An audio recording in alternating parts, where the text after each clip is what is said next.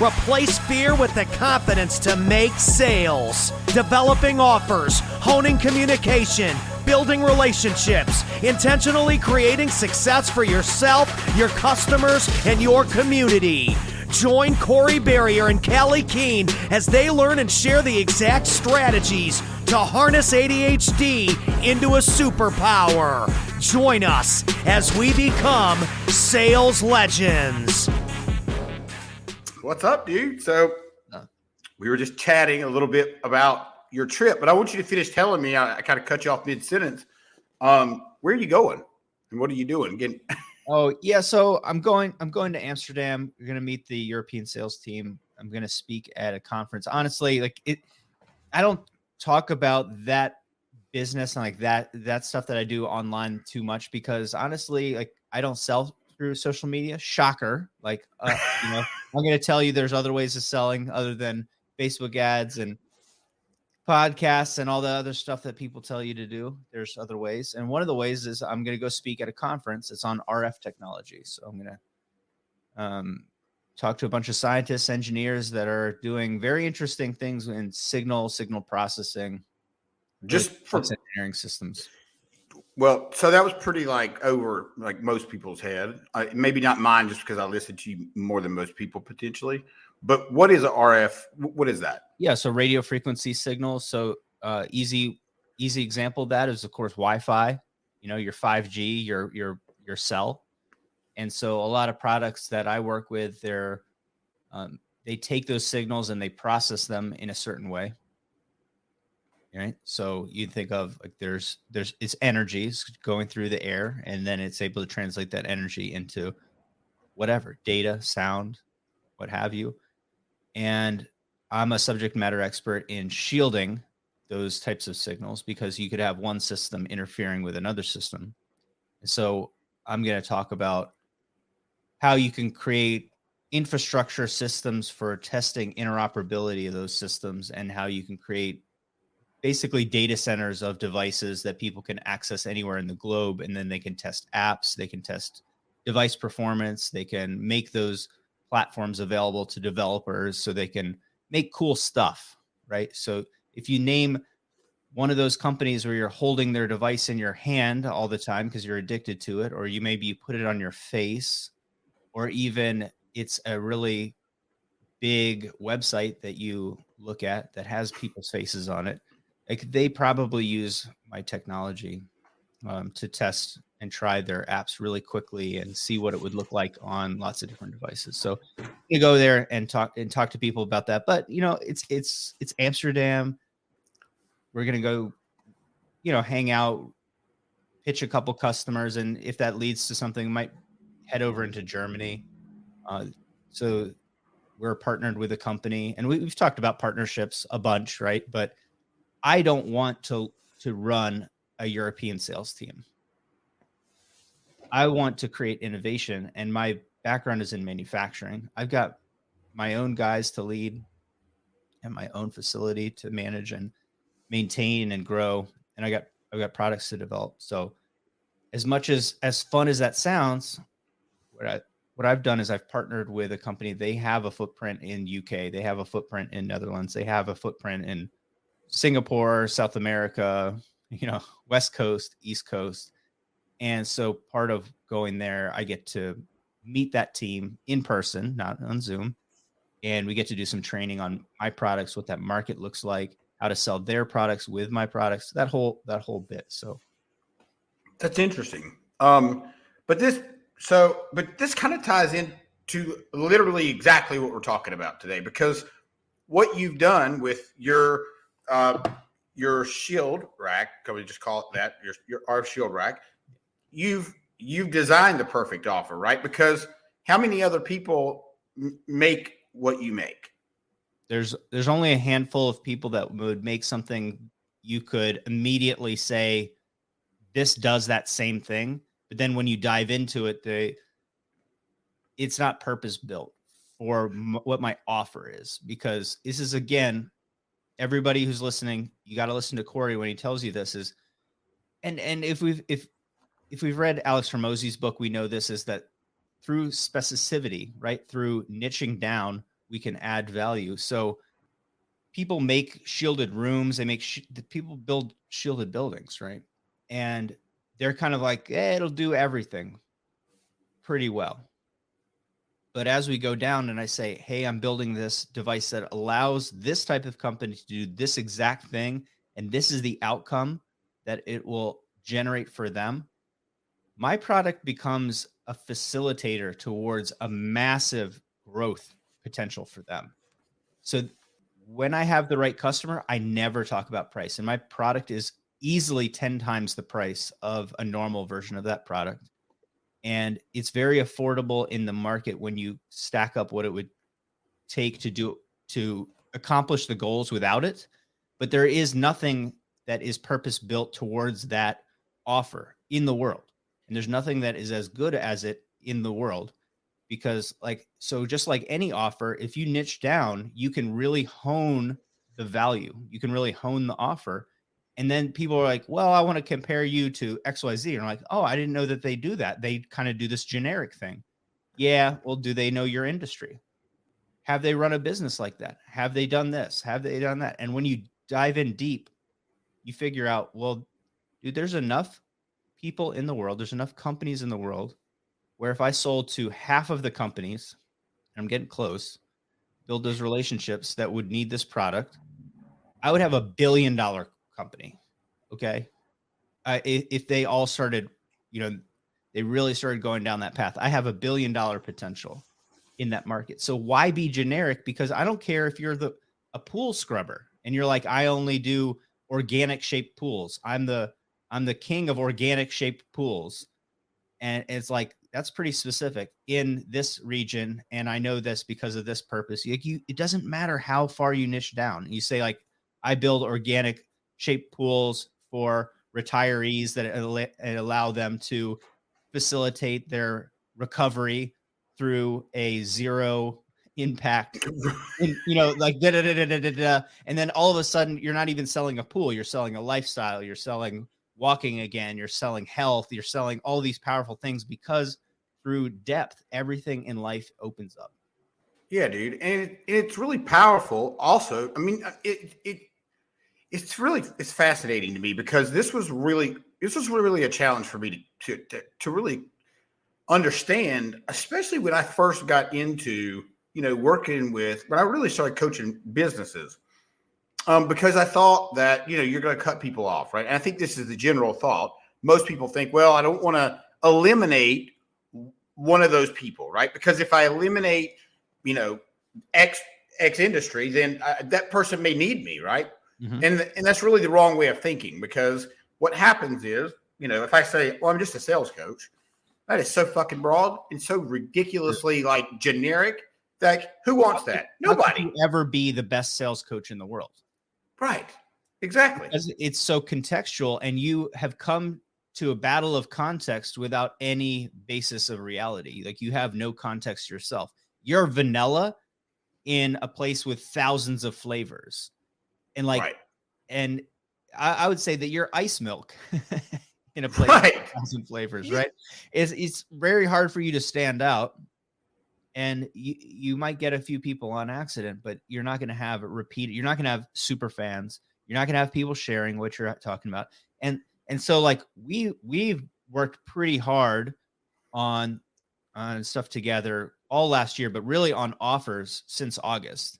And the outcome of that has been focusing on ADHD entrepreneurs, which I think is amazing. Definitely an opportunity to niche that down again. But you could see the value differential in saying business owners, ADHD entrepreneurs. Night and day. Dude, you know what? It's sort of. You know what? I'm going to have to, as I pay more attention to this, as I dive closer in, as I pay more attention to people that are around us, right? That are business owners, which we're surrounded by them. I watch very closely at the den. I told you, I watched everybody at the den, and I'm like it is like, these statistics are fucking fact. Like, there's no question they're right. And look, I really can't get into it too much, but I've had 2 conversations this week with business owners that the reason I know for a fact that I can tie their systems and processes together, the reason I know for a fact that I can give them the results that I'm about to pitch them is because I understand fucking exactly what the problems are.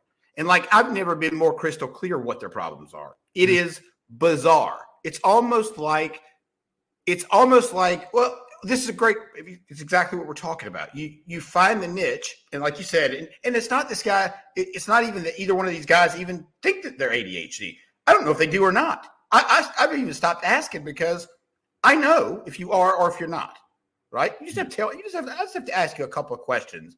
If you do X, Y, and Z, all right, well, and they're subtle. Anyway, the point is, dude, I've figured it is drastically different conversation when I can understand from this standpoint, right? And it's only because I've interviewed almost 50 fucking people that have ADHD, from doctors to therapists for the book. And I've done a ton of research on this, and it's mind blowing, dude. It's mind blowing. So then it cues you up for a question that I asked you earlier in the week. We spent all day on it, right? And you saw I posted it on my Facebook. I posted it on my social channels, and did you?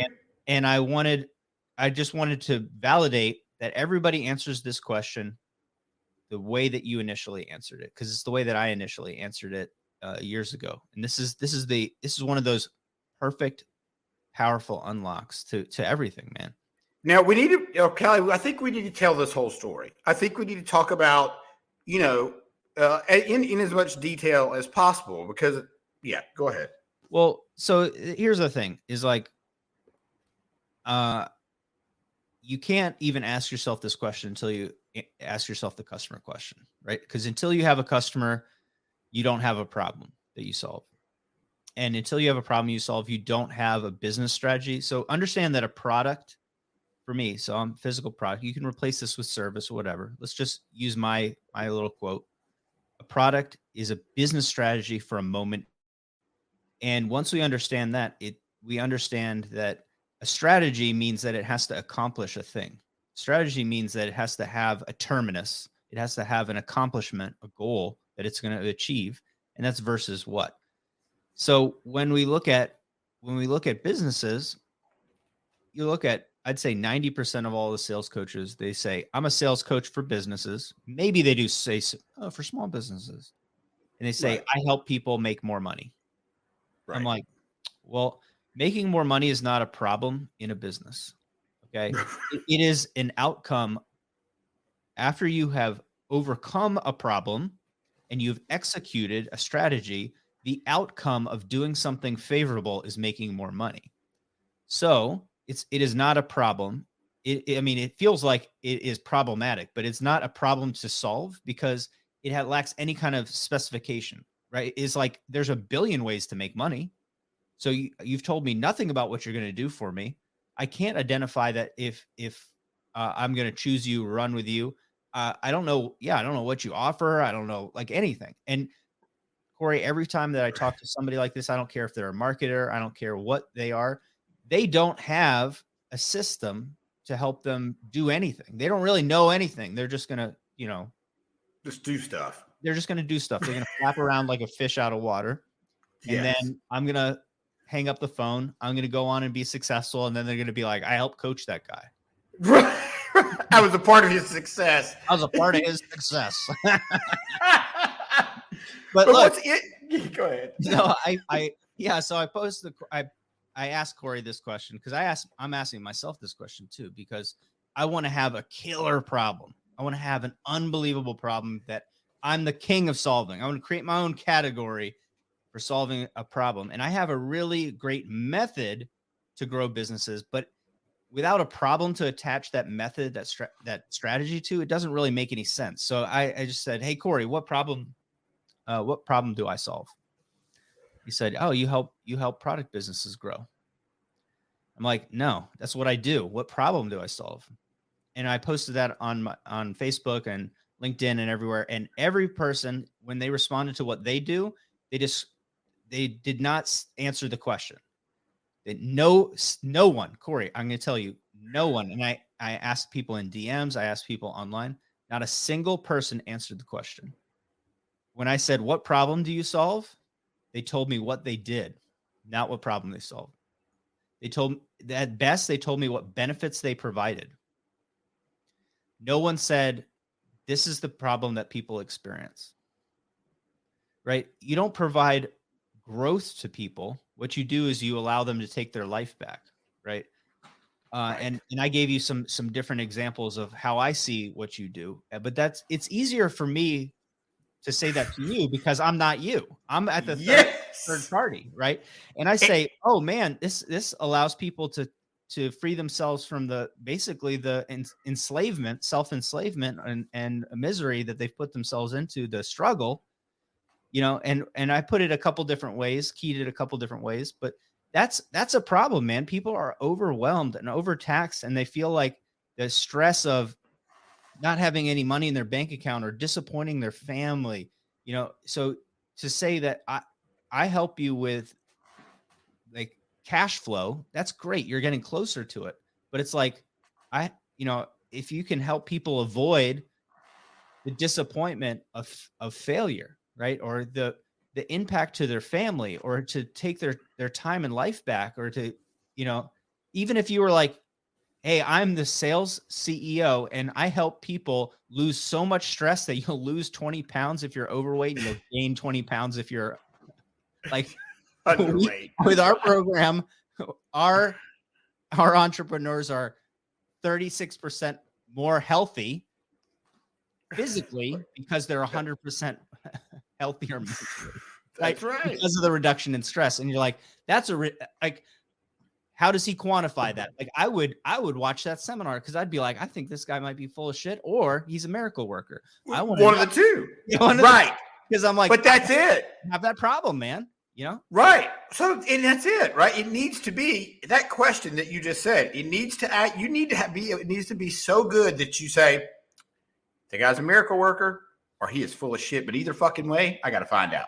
Double your business is not a problem. Okay.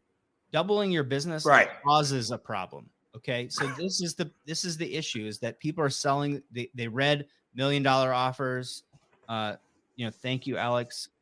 But they create these, now everybody's creating these outlandish offers and crazy guarantees, but they don't realize that what they're offering doesn't solve a problem. What it does is it plays on people's hopes. And then they have to do a bunch of mental math. Oh, and then I would get out of this poverty cycle, or this min-max kind of cash flow cycle where I'm boom bust, or this, if I had this much money, then maybe I could hire somebody to help me. And then I could have that family time back. You're making them do the mental math about the problems that they're really experiencing in their life. And you're selling bullshit, because people don't need to double the size of your business. Or we've met people that have multi-8-figure businesses who are in dire life problems, right? And dude, I've met people that have like a $200,000 business that are living it up. Yeah, and here's the deal, dude. What's the difference, right? What's the difference in having a shit life with a whole bunch of money, or having, no money and a fucking, and maybe a great life? That actually seems like a much better option, but does it, right? I mean, but usually it's not going to work that way. If you're broke, guess what? You're not going to be super fucking happy, because guess what? You're going to struggle. And that's so what are the problems that those two people have, right? So the other person, they might be afraid to lose their happiness, or lose their connection to their passion and their craft, right? Because they make a product. They just make it. They like, hey, I moved to Costa Rica, man, and I have this shop online and I sell it, and it's really easy, but I'm getting a little older and I want to start a family. So like, I want to grow it, but I don't want to work 100 hours a week. I don't want to miss this time that I have at the beach. I don't want to miss all the reasons why I moved to Costa Rica. I want to maintain the happiness that I have, and I want to distance myself. I want to scale without losing what makes me me. And you're like, wow, that's a totally different thing than somebody else, or is it? Right? I would say, well, Callye, what would that be like? If you said that to me, all those things, I'd be, what would that be like if you could do those things, right? Yeah. But those are the real problems. Those are the real problems. And if somebody heard that, you could have your tribe of 10, 20, 50 people that that are more similar, so it's easier to serve them. They could mastermind together. They'd be super fans, but you would be serving their actual problems. And dude, this is what I'm saying is that salespeople, they're spending all their time reading these books that are like, oh, if you use this word instead of this word, right? If you thought this thing instead of this thing, if you move your hand like this instead of this, you'd sell. And I'm like, dude, that sounds like your offer sucks to me. Yeah, just get your fucking ass out and fucking practice. That's what you need to do. If I was on fire and the fireman said, hey, you piece of shit, I got this water, I wouldn't say, no, I'll wait for the next offer. You hurt my feelings, dude. I'm good. Feelings. I'm good. What I'm saying is, like if it's the right person, the right time, and you're solving the right problem, it trumps all those other things. This is what drives me nuts, man. It really about a lot of the entrepreneurial community in general. It's like people are very busy spending 95% of their time optimizing the 5%. And it would be like if, dude, I don't know. I don't even want to give another analogy to it. People better figure this out. It's like they're trying to optimize their wake up routine when they sell a scam. You know what I'm saying? They're like, this pan will allow me to cook my eggs faster. I save 30 seconds a day, and I run an MLM. It's like, I'm like, dude, like what you're doing is, go back to the biggest, chunkiest problem in your life, and you think of it like, I want to serve a group of people that hopefully I understand, because that's like cheat mode. People that I like, because I'm going to have to work with these people for 10 years to get to my goals, right? I want to work with people that I like. That's just me. I want to serve people that I like. Of course. That's another cheat mode, right? And then I want to solve a problem that is way underserved. Usually if you niche down to any group, and so we've seen this with ADHD entrepreneurs, right? There's not a whole lot of business books written for salespeople with ADHD. There's approaching zero. There's maybe like 2 good ones. There actually is 0. Literally. Yeah. Well, I mean, you're coming out with one, so I am that up. But here's the thing: is that how many books are written on ADHD? Billion.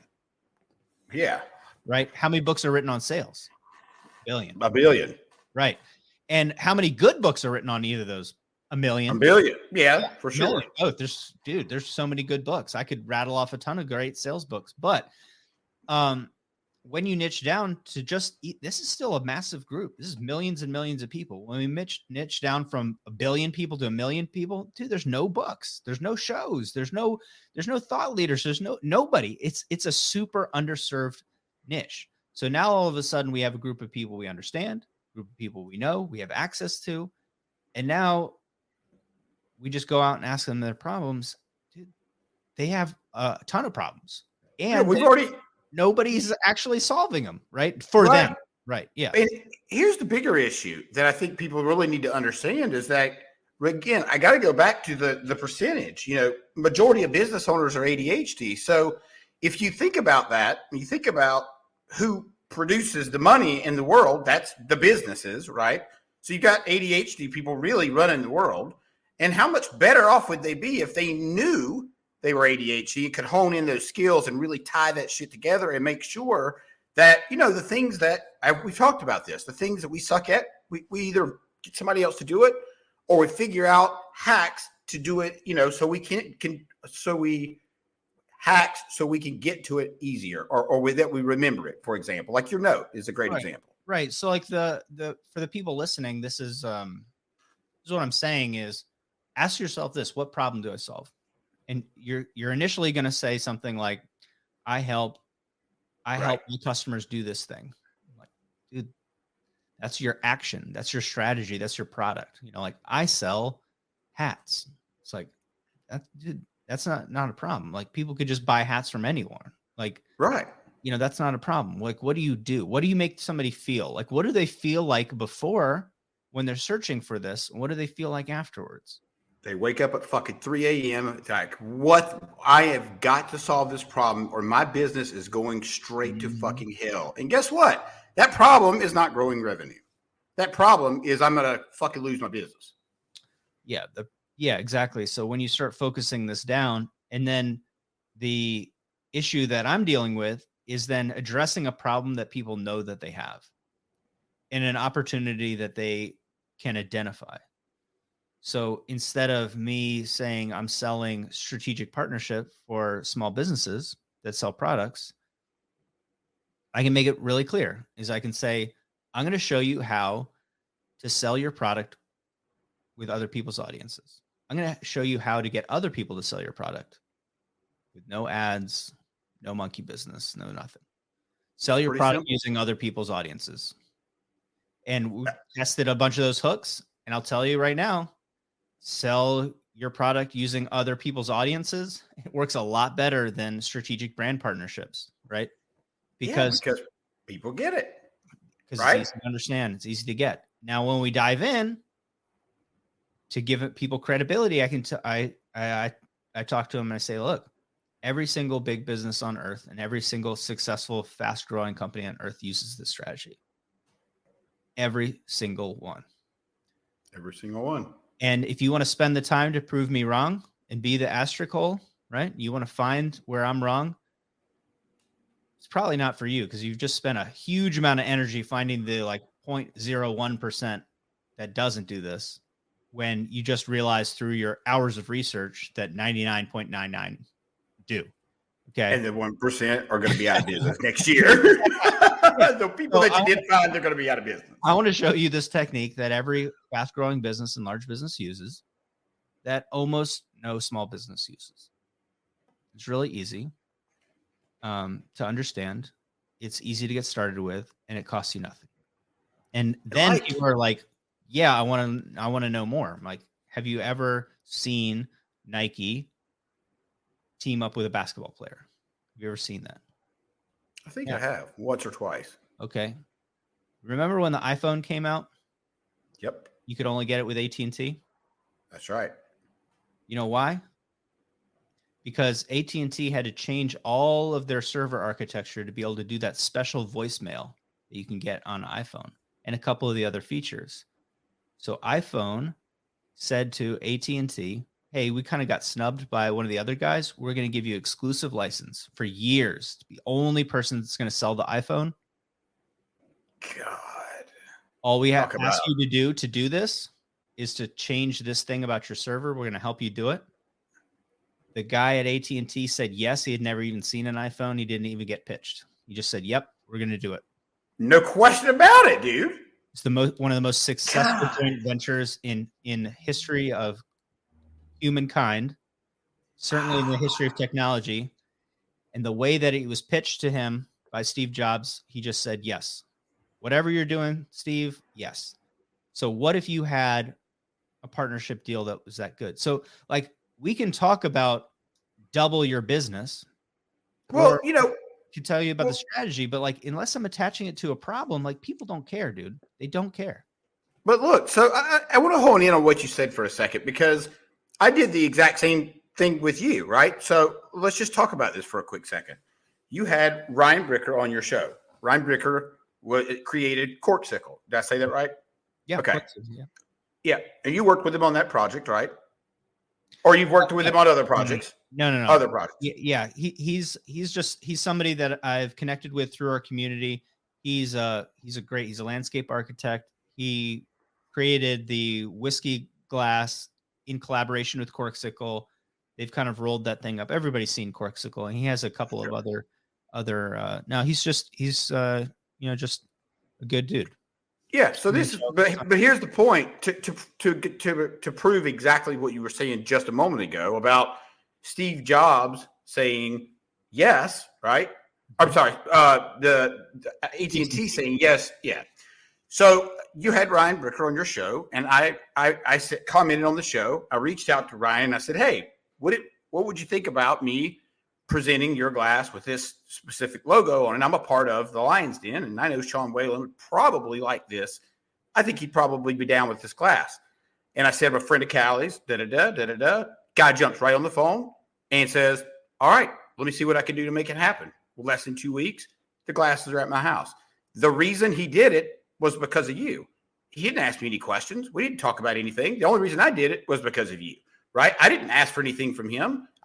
We didn't talk about a deal. We just talked about, hey, I want to link you with the guy that has really helped change my life in the den, which is Sean Whalen. And so I'd like to do this for him. And I think it would be a great collaboration between the two of you. Now, we'll see what happens with that. But either way, we made it work because of his relationship with you. Well, this is a interesting, like a different tact on this conversation about problems, right? So I think that's kind of the theme of what we're talking about here. Look, sometimes you just don't know what problems people have, and I ask everybody to hop on the phone and talk to, just actually talk to people that could potentially be your customers and figure out, just listen to them, ask them a few really simple questions like what they're trying to do, what's gotten in their way, what they've tried in the past, things like that, and have an actual conversation. Just like in sales, listen way more than you're speaking.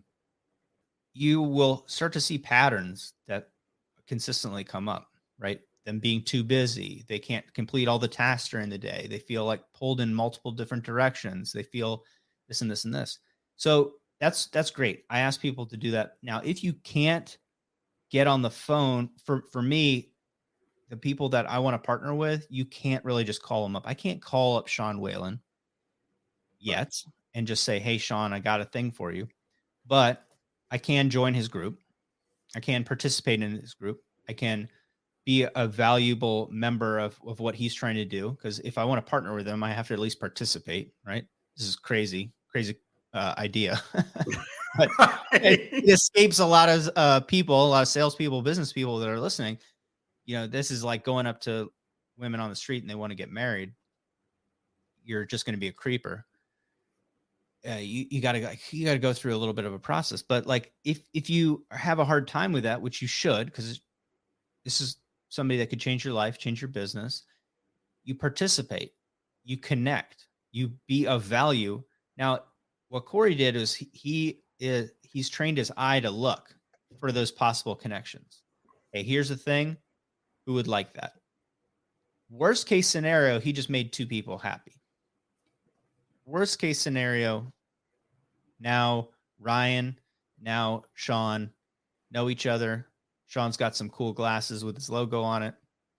Ryan has the potential to sell a bunch of those glasses. Now his glasses are available like in, everywhere, everywhere. Yeah.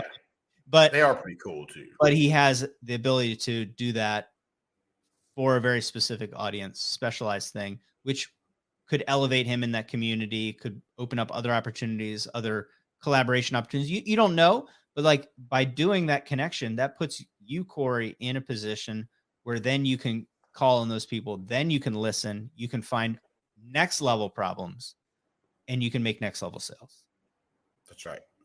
100%. And it did lead to a different collaboration because like I'm going to get him to do glasses with my logo on it. And that's going to be part of what I send to customers, right? Or clients. Yeah. It's fucking cool, right? I mean, granted, he may not make much money off of it because who knows? But like, who gives a shit? It's still a different collaboration, which could lead to anywhere, right? Yeah. Anywhere. So that's such a great example. I did not know that about AT&T. Like now that you say that, I remember the fucking lines. I mean, were a mile long. It felt like. Remember that was really before Apple Store. Really, because we're here in DC. So in Tyson's was the first Apple Store, and that had crazy lines. But having that being able to sell through AT&T, it's kind of like what I was talking about, having that sales partner. It gave access to gave access to Apple to have 1 million salespeople, thousands of locations across the country instantaneously without any infrastructure.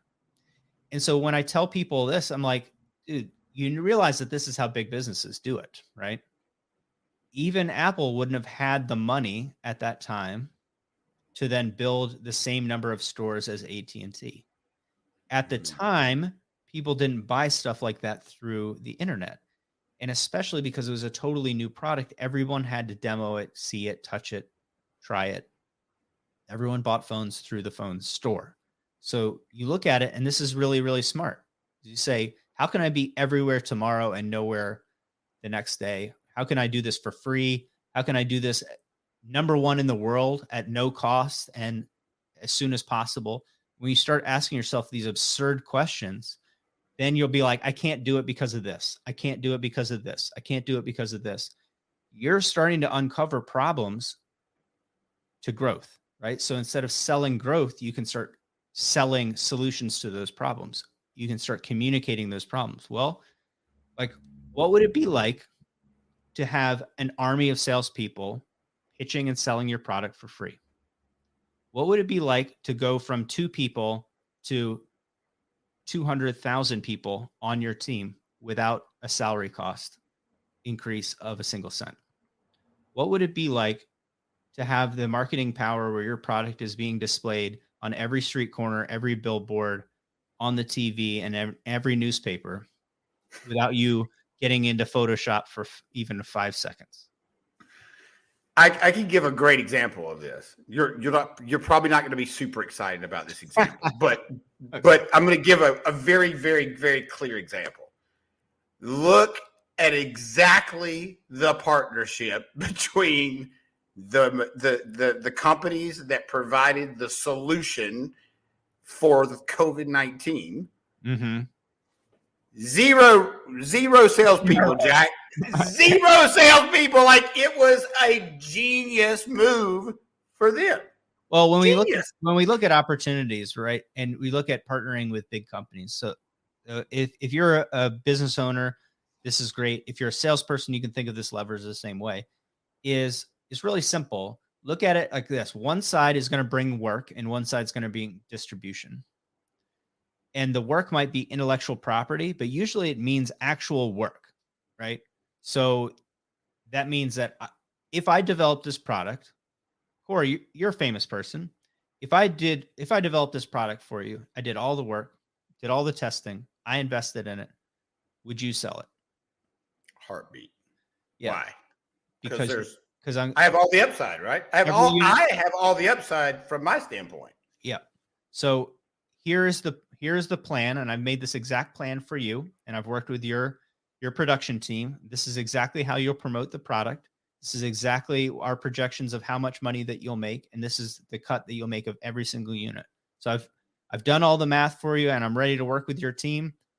You'll need to do these posts and these emails at this time. We've got copywriters on staff that can help you craft that, but we want to have your authentic voice. So I'm not going to tell you what to do. I'm just going to tell you kind of what the roadmap looks like and when it needs to get done. But we're happy to work with your team to queue all that up and do all the bits, brand it, push it out onto all the other additional channels.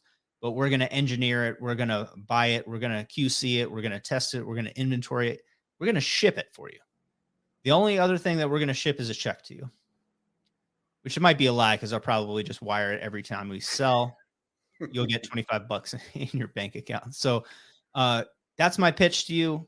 What does that sound like? And when I tell people this, they're like, man, that sounds so lopsided. I'm like, well, how many would you sell without that branding and credibility and distribution? They're like, right. Well, I'm like, well, has been working, hasn't been working too great for you up until now. So these partnerships, it looks like this. Apple says, hey, we're going to make a new phone. We're going to do everything. Here's the things that I need you to do, and this is what I want you to do, and you're going to get this. This is the potential upside for it, but in case it takes a lot longer, you're going to get 3 years exclusivity, right? And dude, they made billions and billions of dollars. Like, just literal, like, I'm going to roll up on you and start barreling cash into your pockets. But now let's be clear about something. You also need to make sure on the flip side of this that you're partnered with the right person, right? You don't want to, because you could do all the things that you just said and do it with the wrong person, and shit, you're going to wind up worse than you started. And I don't, if people are really following me, like I've done that before. I've done it with people that are okay. I've partnered with people that are did nothing.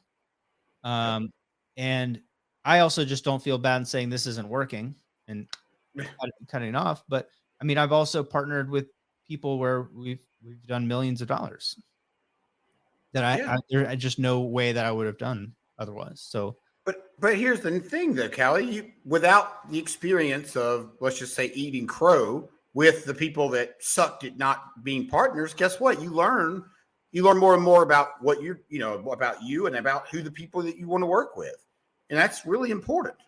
It's okay that people, that things didn't go perfectly every time. In fact, I would say that failure's a really great lesson. It's a really painful lesson sometimes. And that pain point, you remember it. I'd rather skip it, but I mean, still. Pretty good. Hey, man. So I want to. We've gone a couple of really great places on this episode, but I want to leave it with this: is that all those things about partnership or the story with Ryan and Sean, those all sound fun, but those are all the result of really just continually asking ourselves for the last, I don't know, dude, 6-7 months, just tapping in over and over again. What problem are we solving? Who are we solving it for? I think we've got the who down pretty tight, at least on your side of things. I'm always, thinking about it more, really trying to dial it in for myself. But ask yourself, what problem do I solve? And really think about it. What problem? Like, if you could only solve one problem, so I'll give this to a call back to the earlier one, the Alex Hormozy thing. Look, unless you're doing millions of dollars, you need one customer, and I would say one specific customer. You need one product strategy, right? One offer, right? And you need one channel. We'll talk about channels another day. Corey's really going deep into this selling with video thing. And y'all are just, if you're not following what he's talking about, you're just like missing. You're chasing shiny pennies and turning down whole dollars, right? But if you're not following what he's talking about with video sales, like I'm just telling you, Corey. It almost feels like we shouldn't even be talking about it like it's I feel like it's old news, but it's not. It's not, because we talked to some people, and then of course Sean was harping on it too, and that's why I was bugging you about it. I'm saying, man, he needs you to back him up because you're like, yeah, he's on everybody about this. And I said, look at the stats, dude. Look at the stats, right? The stats, dude. Numbers can be manipulated, but they can't lie, right? And people aren't doing it. They're missing the boat. So we'll talk about channels another day. But look, ask yourself what problem you solve. Because if you don't know what problem you solve, you don't have an offer. You don't have a strategy for your business.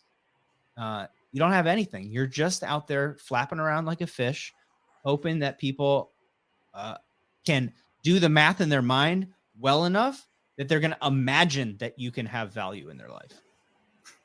Right. Yeah. And guess what, Callye? We've talked about these things. We're blue in the face.